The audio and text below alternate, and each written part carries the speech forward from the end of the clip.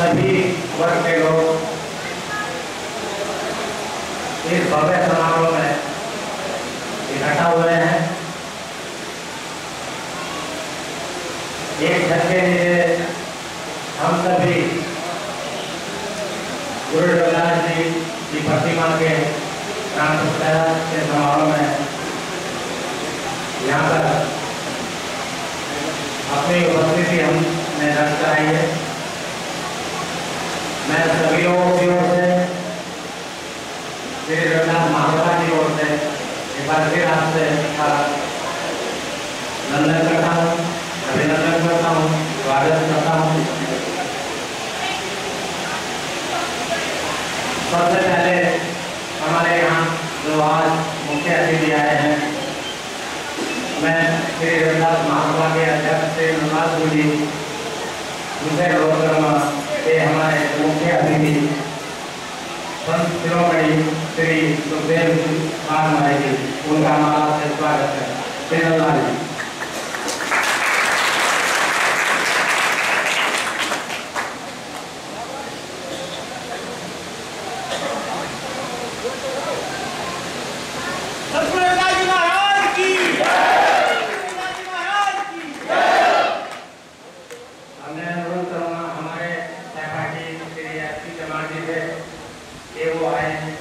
और हमारे जो अतिथि हैं संत शिरोमणि सत्यपाल महाराज जी, उनका स्वागत है। सत्यपाल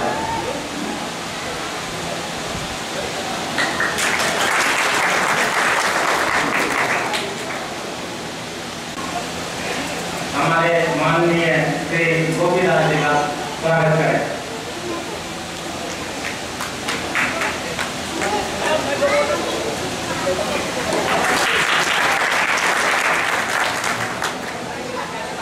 मैं अनुरोध करूंगा हमारे विज्ञान एडीजी श्री जमललाल जी वो आए और हमारे अतिथि यशवंत जी का स्वागत करें।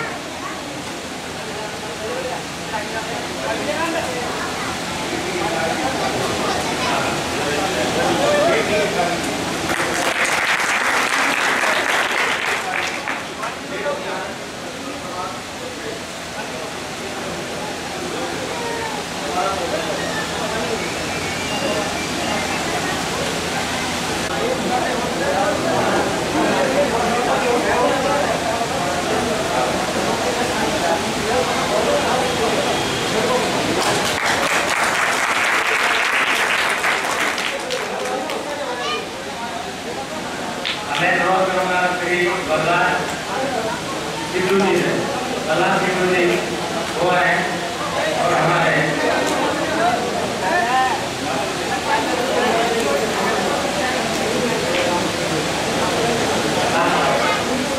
रामलाल जी का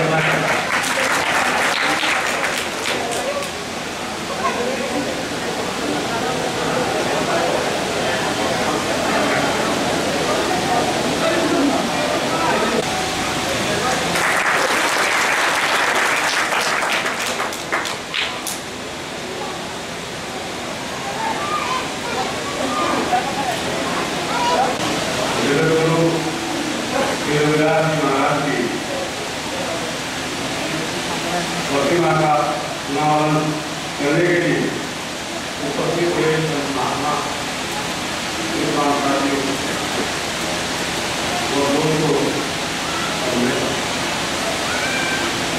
यह महासभा श्री रविदास महासभा के नाम से पंजीकृत है, जो इस क्षेत्र में 1947 से काम कर रही है।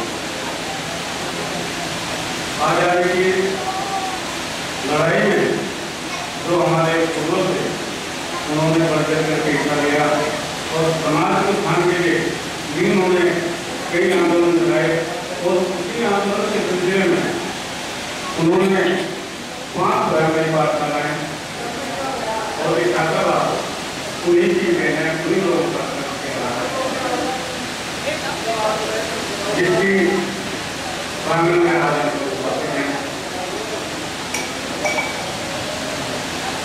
वैसे तो रविदास महासभा इतनी पुरानी पंजीकृत होते ही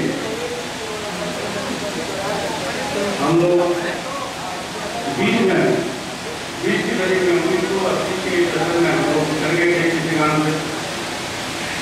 आपकी थोड़े किलोमीटर से लेकिन 1998 से हमने जब से मैंने इस संस्था का जिम्मेदारी में वृद्धि की है तो हमने अपनी संस्था से पूर्णतया निष्ठा और ईमानदारी से कोशिश की है कि इसको जीवित रखा जाए और उसमें जितना भी हो सकता है वो किया जाए। 1998 में हमारे पास में केवल 14 छात्र थे, जो पहले वर्ष में हमारे पास में जो 6 छात्रावास वगैरह थे और इस बार भी ये संख्या उससे अधिक ही रहेगी, लेकिन अब धीरे धीरे हमारे पास में कमरे कम होते जा रहे हैं और बच्चे अधिक हो रहे हैं। तो इनकी आवश्यकताओं को ध्यान में रखते हुए ये हम सब लोगों का कर्तव्य बन जाता है कि हम इस संस्था की प्रगति के लिए अपना योगदान करें। योगदान कई तरह से क्या कर सकते हैं, संस्थान शुरू तरह से आदमी और दूसरी अभी जो हमारे मुल्क की शिक्षाएं और हमारे उनके पास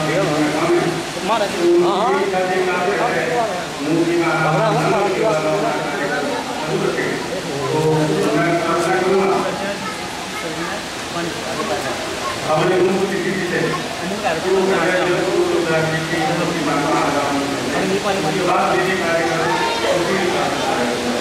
और जो एक सफल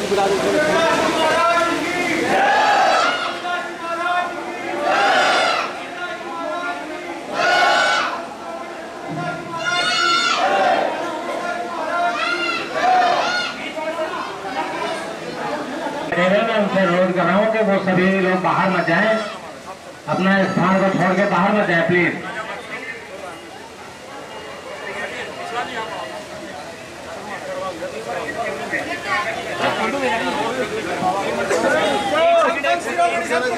महाराज जी की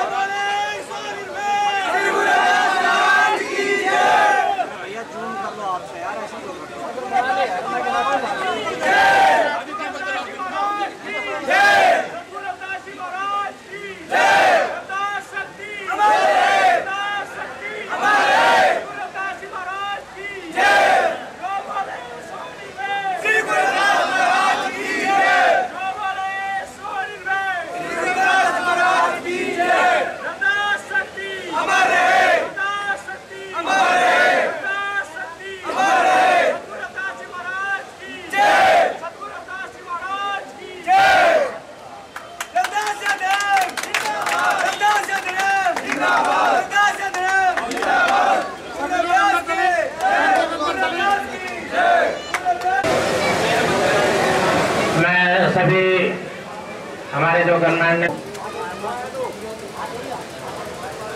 मैं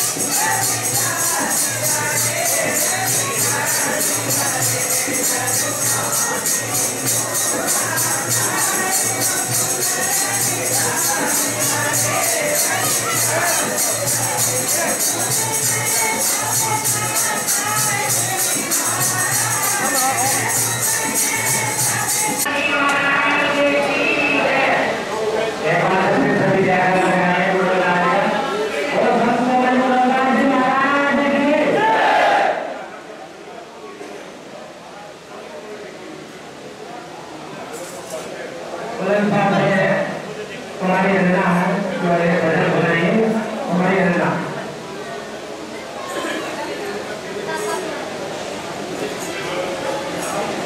मैं हमारे मुख्य अतिथि मारे जी मेरे वर्ग जो पसंद लग रहा है उसका अनावरण करें।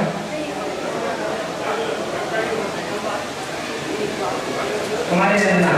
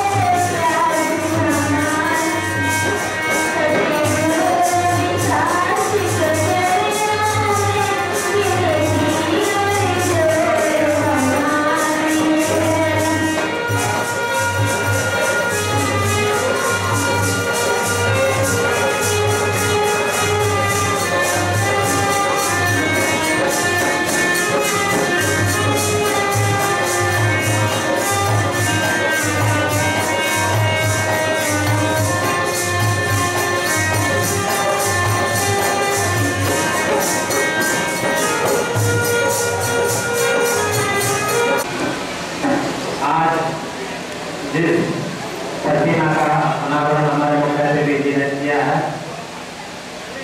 उस गुरुदास जी महाराज की प्रतिमा को भेंट करने वाले श्री मदन कुमार जी,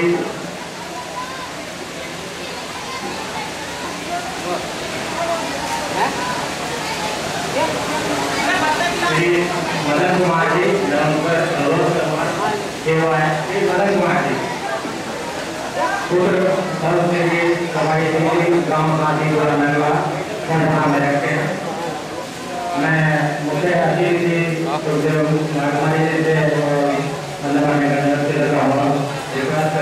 आशीर्वाद है श्री मदन कुमार जी, जिन्होंने गुरुदास जी की प्रतिमा भेंट की है।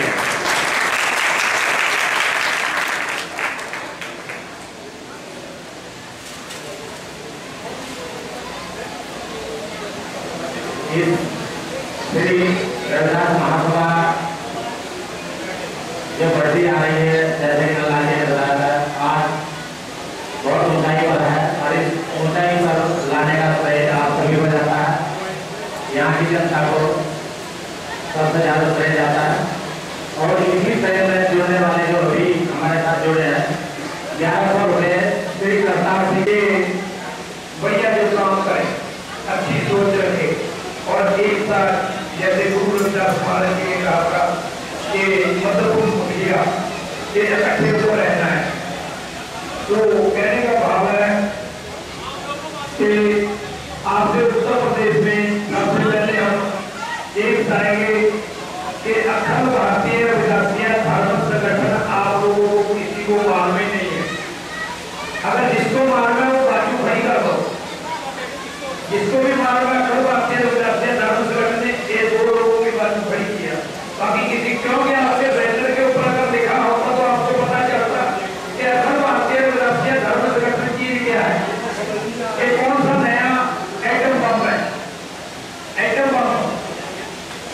और उसके लिए हमें जागरूक होना बहुत जरूरी है, जिसके लिए आपके उत्तर प्रदेश के अखंड भारतीय विद्यार्थी धर्म संगठन के प्रभारी संत वीर सिंह हिंदुस्तानी जी बुलंदशहर से जो आपके बीच में उत्तर प्रदेश में तैयारी कर रहे हैं।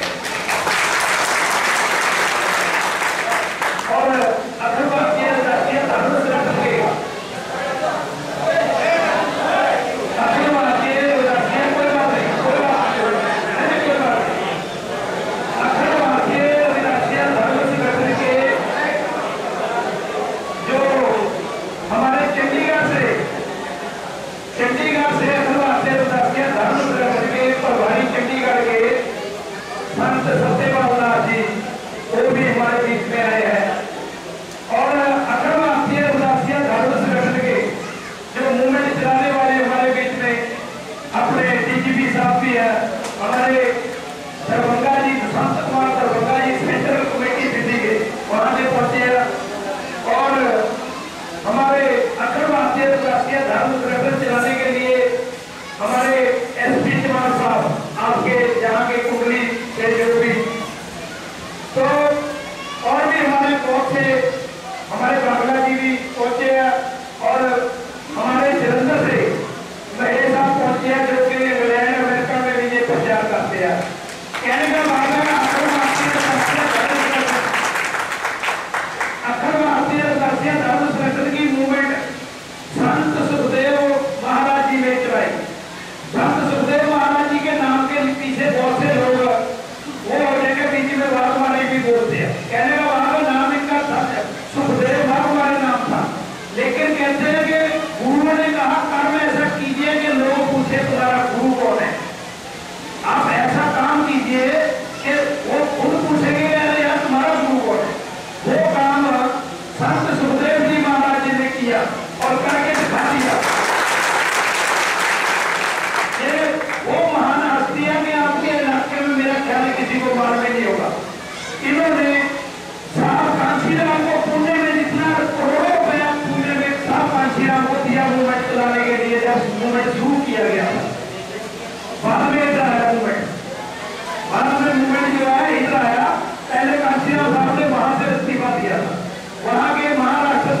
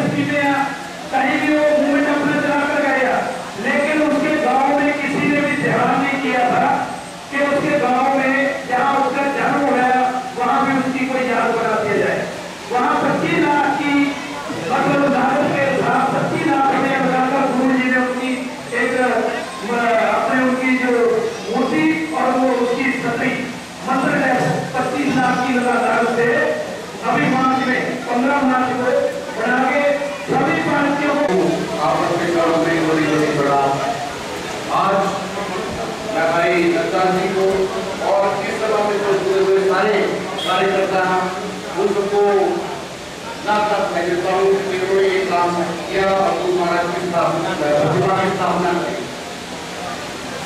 जो संचालक हैं मैं उनको कनेक्ट करना चाहूँगा।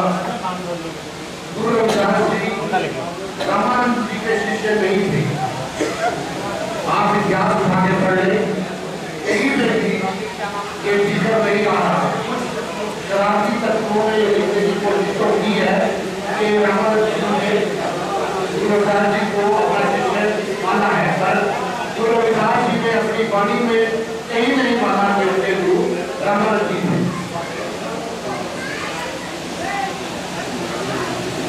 साथियों, सबसे बड़ा जो काम आज हमारे समाज के साथ हो रहा है, हमें शिक्षा से विलीन किया जा रहा है। दूसरी जातियों ने अपने अपने स्कूल बना लिए हैं, स्कूल बना लिए हैं, कॉलेज बना लिए, उनमें अपनी शिक्षा को चला रहे हैं, प्रचार प्रसार कर रहे हैं। हमारे समाज को डॉक्टर साहब भीमराव अम्बेडकर साहब ने जो शिक्षा का अधिकार, समानता का अधिकार देने की कोशिश की थी, उसके लिए हम सब बड़े आभारी हैं, और साथ ही साथ दोषी हैं कि उनके पद चिन्हों पर ना चलने की हमने कसम खा ली है। हम अपने आप को चमार कहते हुए शर्माते हैं। जब इस समाज का वर्गीकरण मनु के टाइम में किया, जो 4 जातियां बनी, वो शूद्र वर्ण जो चौथा वर्ण था वो हम थे। जो 3 जातियां बाकी बची, उन्होंने मालूम था कि ये लोग ज्यादा हैं, उन्होंने हमारा आगे विभाजन कर दिया। किसी को जाटव कह दिया, किसी को गोती कह दिया, किसी को कुछ कह दिया, किसी को कुछ कह दिया, और हम इतने सौभाग्यशाली हैं कि हमने अपने आप में ही अपना वर्गीकरण कर दिया। हमारे अंदर ही वर्ण हो गए, हमारे अंदर ही क्षत्रिय हो गए, और ले लेके बचे हम लोग थोड़े बहुत ध्यान रखते हुए। समाज के जो फायदे डॉक्टर साहब ने दिए वो लेके बड़ी बड़ी पदवियां लेके तो बड़े घर बैठे, पर जब समाज को देने की बात आई तो हम सबसे पीछे। अब हमारा सबका कर्तव्य ये है कि जो जो चीज हमारे से समाज प्रशासन छीन रहा है, उसे हम वापस जीतने की कोशिश करें। आप मेरे जिन्होंने आज पढ़ा होगा, इंग्लैंड के अंदर, ब्रिटेन के अंदर हमारे साथ छुआछूत वहां भी चल रही है। ये नहीं हिंदुस्तान में, हिंदुस्तान में तो पक्की है, वहां में भी जो स्वर्ण लोग हैं उन्होंने डिसीजन आना था, शायद हमारे लेवल में आता, उन्होंने उस डिसीजन को 2 साल के लिए। आज आप एक मूवमेंट बना के चल दो कि आप सबने अपना उत्थान कैसे करना है। आपके लिए कोई देवी देवता और नहीं आएगा सिवाय गुरु रविदास जी के आने के, और किसी नहीं आना। और गुरु रविदास जी को हम पढ़ना नहीं चाहते, सुनना नहीं चाहते, जानना नहीं चाहते, क्योंकि हमारे को समझाया जाता है कि हनुमान जी ने छाती खोली थी तो अंदर रामचंद्र जी के थे।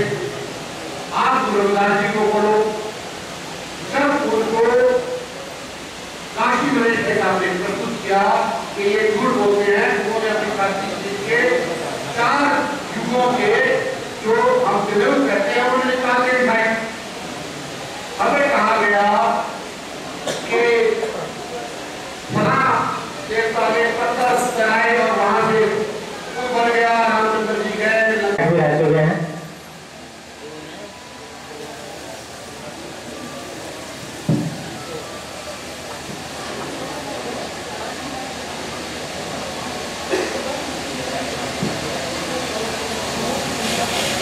प्रातः स्मरणे जगत गुरु रविदास जी के चरणों में नमन करता हूं। गुरु रविदास जी के प्रतिमा अनावरण के इस पावन अवसर पर मंच में मंचासीन मेरे सभी गुरुजन, आज इस कार्यक्रम में उपस्थित मेरे सभी बड़े बुजुर्गों, नौजवान दोस्तों, माताओं एवं बहनों, सर्वप्रथम मैं श्री रविदास महासभा बागपत के आभारी हूँ। श्री नंदलाल जी का और इस गुरु रविदास महासभा का आभारी हूँ, क्योंकि आज 1500 से भी ज्यादा किलोमीटर चलकर मैं आप लोगों के बीच में आया हूँ। मुझे ये अवसर आप लोगों ने प्रदान किया, आप सबका मुझे दर्शन करने का और आप सबको सुनने का, आप सबसे सीखने का मुझे अवसर प्राप्त हुआ। इस बात के लिए मैं इस सभा के आयोजक साथियों को बहुत बहुत धन्यवाद देता हूँ। साथियों, समय बहुत कम है, विषय बहुत बड़ा है।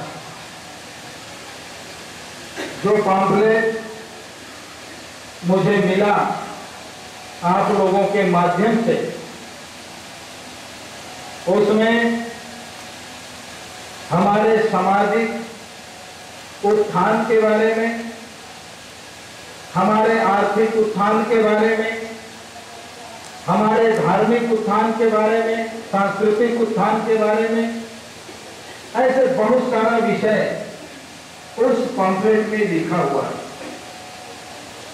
समाज के दशा और दिशा के बारे में भी बात लिखा हुआ है।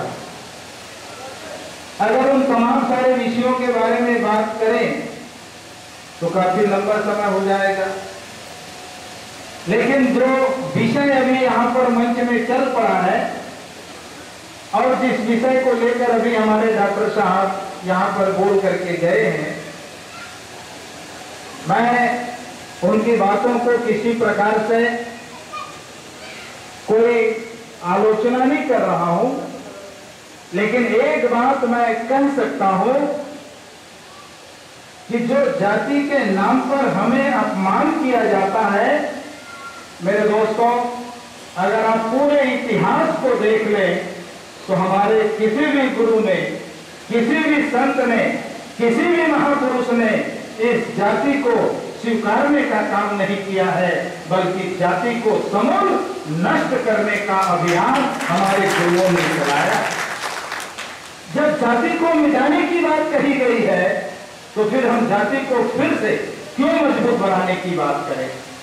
अगर आज हम गुरु रविदास जी की बात करें, 600-700 साल पुराने जमाने की बात करें, गुरु रविदास जी ने कहा, रविदास जन्म के कारण होतन कोई नीच, मतलब नर को नीच कर जारी है ओछे कर्म के कीट।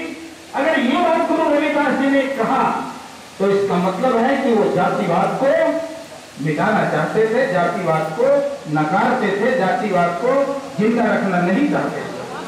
मैं आपसे यह कहना चाहूंगा, अगर हमको नीच के नाम से अपमानित किया जाता है और हम अगर अपमानित होते हैं तो शायद आपने तुलसीदास जी की रामायण को सुने होंगे, पढ़े होंगे। तुलसीदास जी ने रामायण में लिखा है कि पूज्य ही विप्रशील गुणहीना और शूद्र नहीं गुण ज्ञान प्रवीणा। ब्राह्मण सभी गुणों से हीन है फिर भी पूजनीय है, और शूद्र चाहे कितना बड़ा ज्ञानवान क्यों न हो, लेकिन वो सम्मान के पात्र नहीं हो सकता। मेरे दोस्तों, अगर उसी जगह गुरु रविदास जी की वाणी को हम स्मरण करें, तुलसीदास जी के जो विचार है उसके ठीक विपरीत गुरु रविदास जी ने क्या कहा, ब्राह्मण मत पूजिए जो होवे गुणहीन, पूजही चरण चंडाल के जो होवे गुण परवीन। ब्राह्मण को पूजा नहीं करना चाहिए, भले वो गुणहीन है, गुणवान है। अगर चंडाल गुणहीन भी है तो भी उसका पूजा करना चाहिए। इसका मतलब क्या है? मैं तो सिर्फ इस बात से ये समझ पाया कि आज ये मेरी माताएं यहाँ पर बैठी हैं, इनके कोख में ऐसी कौन सी बीमारी है, इनके कोख में ऐसी कौन सी बीमारी है जिस कोख से पैदा लेते ही इस देश के अंदर में हम नीच और अछूत के नाम से जाने जाते हैं? और उन पंडितानियों के पेट में ऐसी कौन सी अच्छाई है जिस पेट से पैदा लेते ही वो काला मुंह महाराज कहलाता है? मेरे दोस्तों, न उनकी माँ के कोख में कोई अच्छाई है, न मेरी माँ के कोख में कोई बुराई है। अगर इस देश के अंदर बुराई है तो व्यवस्था के बनाने वालों की बुराई है, जिन्होंने अपनी माँ के गर्भ का सम्मान किया है और मेरी माँ के गर्भ का अपमान किया है।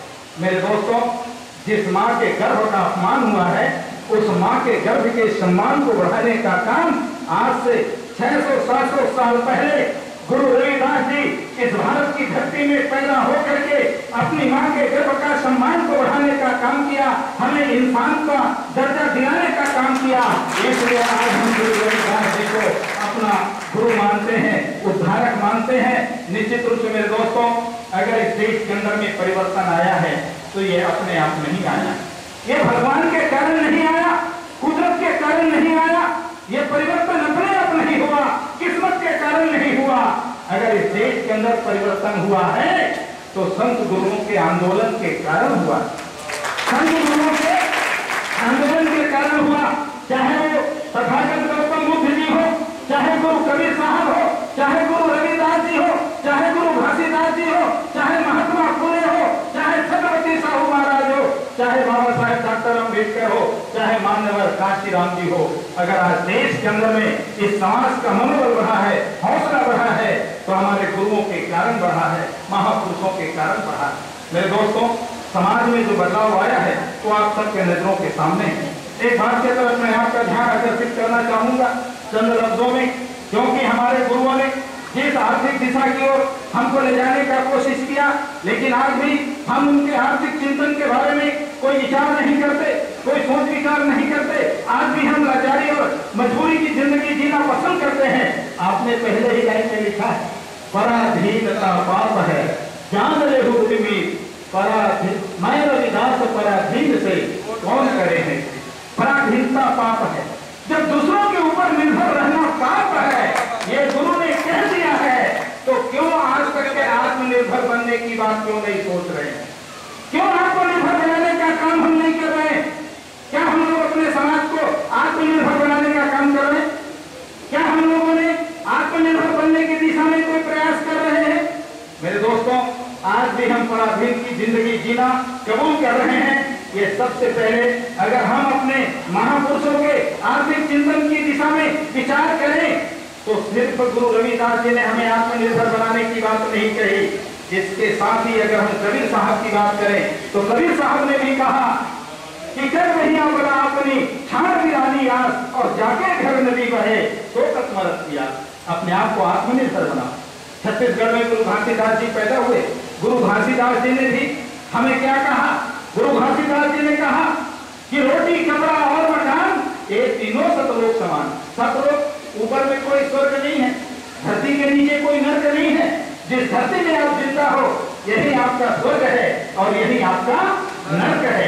लेकिन अगर आपको खाने को रोटी न मिले, तन में कपड़ा न हो, रहने के लिए छत न हो, तो मेरे दोस्तों फिर आपका जीवन तो नर्क का जीवन है। अगर ये चीजें हो जाए तो इंसान का जीवन स्वर्ग का जीवन हो सकता है। यही तो हमारे गुरुओं ने बात कहा। लेकिन हमने क्या किया? क्या गुरुओं की बात को हमने याद किया? अरे आज से 600-700 साल पहले गुरु रविदास जी ने कहा, ऐसा चाहूं राज में जहां मिले सबन को अन्न, छोट बड़ सब संग से रविदास प्रसन्न। अरे 600 इतने वर्षों पहले राज्य की कल्पना किया, जिस जमाने में कोई लोकतंत्र नहीं था, कोई प्रजातंत्र नहीं था। उस जमाने में राजपाट की बात करना, रोटी की बात करना, इसका मतलब है हमारे गुरुओं ने हमें आत्मनिर्भर बनाने का काम किया है। इसलिए मेरा आप लोगों से अपील है, गुजारिश है मेरे दोस्तों, हम जिस धर्म की आज बात कर रहे हैं, अगर उस धर्म की बातें करना है तो आज तो धर्म के नाम पर इस देश के अंदर में आपने देखा होगा, शायद इतिहास के मोहनजोदड़ो हड़प्पे की खुदाई से अगर आप अध्ययन करना शुरू करें तो आपको पता चलेगा भारत के अंदर में सबसे पुराना प्राचीन धर्म रहा है वो सत्य धर्म रहा है। और आज वो सत्य धर्म, गुरु रविदास जी ने भी वही बात कही गुरु कबीर साहब ने वही बात कही, सत्य की बात कही, गुरु घासीदास जी ने सत्य की बात कही। तो हमारा धर्म तो सत्य धर्म है, लेकिन उस सत्य धर्म को हम लोग किस रूप में मानना चाहते हैं? हम लोगों ने उस धर्म को आज भी ब्राह्मणवाद को स्वीकार करते हैं, ब्राह्मणवाद को लेकर के चलते हैं। क्योंकि मेरे दोस्तों, एक बात का मैं निवेदन करना चाहूंगा, खास करके जब जब हमारे गुरु रहे हैं, संत रहे हैं, महापुरुष रहे हैं, जब उन्होंने इस देश के अंदर में जातवाद के खिलाफ, ब्राह्मणवाद के खिलाफ, मनुवाद के खिलाफ हमारे इस व्यवस्था को बदल करके एक नई व्यवस्था कायम करने का अभियान को चलाया, लेकिन जब तक वो जिंदा रहे तब तक चला। जैसे जैसे वो दुनिया से चले गए, फिर से ब्राह्मणवादी लोग सुधारवादी नीति के माध्यम से, सुधारवादी आंदोलन के माध्यम से फिर से उस ब्राह्मणवाद को हमारे ऊपर थोपने का काम किया। मेरे दोस्तों, आज भी वही हालत है। माननीय कांशीराम जी ने सारे देश के चमारों को, सारे देश के दलितों को एकजुट करने का काम किया। अगर भारत के अंदर में चाहे उत्तर प्रदेश हो, चाहे पंजाब हो, चाहे महाराष्ट्र हो, चाहे छत्तीसगढ़ हो, चाहे मध्य प्रदेश हो, लेकिन सारे देश के लोगों को एक मंच में लाकर एक संगठन बनाने का काम किया। तो माननीय कांशीराम जी ने किया, लेकिन आज क्या हो गया? आज क्या हो गया? जिस ब्राह्मणवाद के खिलाफ कांशीराम जी ने आंदोलन चलाया, आज वही ब्राह्मणवादी लोग हमारे सर पे बैठ गए। मेरे दोस्तों, कांशीराम जी के 2003 में बीमार पड़ने के साथ ही फिर से ब्राह्मणवादी लोगों का हमारे ऊपर बैठ जाना, फिर से उस बात को जिंदा रखना, इस देश के अंदर में हमेशा ये धोखा होते आया है।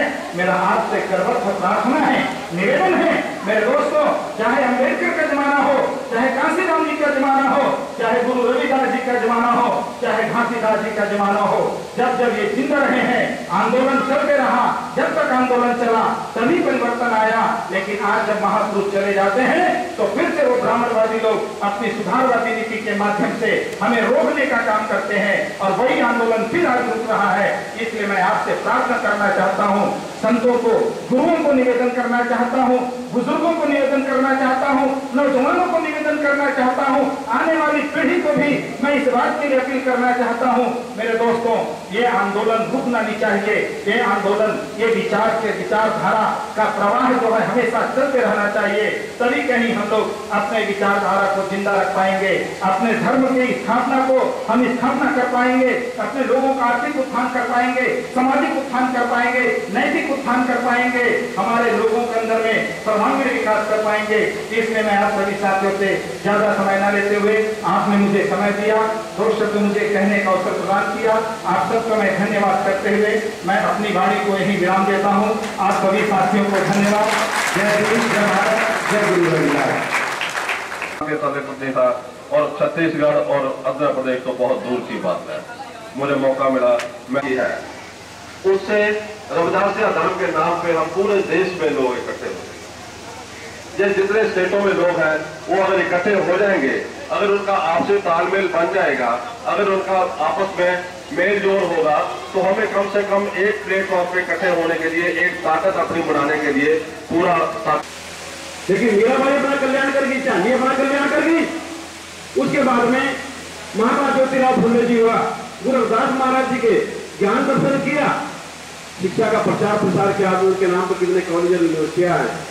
उनके बाद में बाबा साहब भीमराव अम्बेडकर जी ने जगत गुरु सदगुरु रविदास महाराज जी ज्ञान का दर्शन किया, जो आज भारतीय संविधान में मौजूद है, जिसका आने जनजाने में हम सब लोग लाभ ले रहे हैं। जो भी उन्होंने कहा कि पढ़ो, जुड़ो, संघर्ष करो का जो नारा दिया है कि शिक्षित बनो, संगठित हो, संघर्ष करो, ये गुरु रविदास अमृतवाणी से दिया गया है कि शिक्षित बनो, सब विद्या को पढ़े करें, प्राप्त ज्ञान रविदास से विद्या के नरी जान अजान। बाबा साहब ने आसान करते हुए आपके सामने रख दिया, आसान करते आपके सामने रख दिया। फिर मधुमुखियों का दिया सारा, जो आपके सब लोग सुन रहे हैं, वो संगठित होने का इशारा किया है। रविदास संघर्ष कीजिए, विनन करिए, अंगन कटे विग्रह पावन छाटे के, फिर संघर्ष के लिए कहा है। तो जब तक हम रविदास धर्म को अपने अंदर नहीं उतारेंगे, रविदास धर्म का मतलब क्या है, क्या बना है? अरे जहां चोरी, हिंसा, व्यभिचार, चुगली, निंदा, झूठ, ईर्षा, क्रोध, मान, छल, दुर्वचन, दुर्व्यवहार, दुर्विचारों का त्याग है, वही रविदास धर्म है। जहां सत्य है, शील है, दया है, धैर्य है, विचार है, विवेक है, वैराग्य है, गुरु भक्ति है, वही रविदास का धर्म है। तो गुरु प्यारे साधु जी, अब आपने इन्हीं शब्दों के साथ में मैं अपनी वाणी को विराम दूंगा और उम्मीद करता हूं कि आप सब लोग इस चीज को ध्यान में रखेंगे। बोले रविदासिया धर्म की, रविदासिया धर्म की, रविदासिया धर्म की।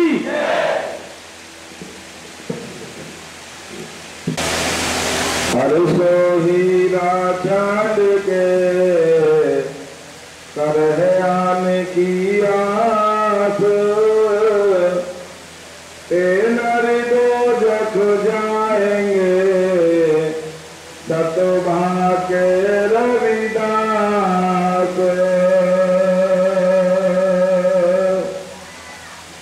परम आदरणीय विश्व वंदनीय हृदय सम्राट संत शिरोमणि जगत गुरु रविदास जी महाराज की असीम अनुकंपा से आज के इस समागम में मंच पर उपस्थित अखिल भारतीय रविदासिया धर्म संगठन के राष्ट्रीय प्रभारी और आज के इस समागम के मुख्य अतिथि माननीय सुखदेव काकमारी जी महाराज, संस्थापक एवं संचालक श्री गुरु रविदास धर्म स्थान तीसरे धाम पूना महाराष्ट्र, मंच पर आसीन अखिल भारतीय गुरु रविदास धर्म संगठन चंडीगढ़ के प्रभारी आदरणीय संत सतपाल दास जी महाराज, मंच पर आसीन पूजनीय वंदनीय संत समाज, आज के समागम का संचालन करने वाले मेरे बड़े भाई संचालक महोदय और मुझसे पहले इस माइक के माध्यम से अपने विचारों को और गुरु रविदास जी के पावन पैगाम को आप तक पहुंचाने वाले भाई दुष्यंत कुमार दरभंगा जी, महेंद्र कुमार, विपिन, सचिन, सेतु, पंकज धीर, जो यहाँ के छात्रावास में बच्चे रहते हैं उन्हीं के नाम बोले जा रहा हूँ। तो कृपया करिए लाइन में आकर सभी महाराज जैसे आशीर्वाद लेना होगा, अपना नाम लें।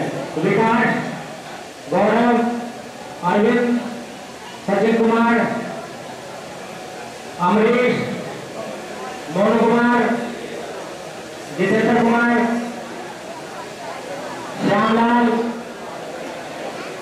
अमित कुमार, अरुण,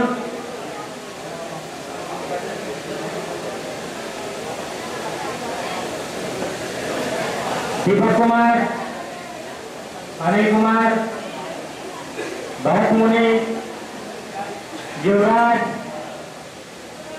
रास्ता दे दीजिए प्लीज, रास्ता दे दीजिए, महेंद्र पाल, रवि कुमार, अंकुर कुमार,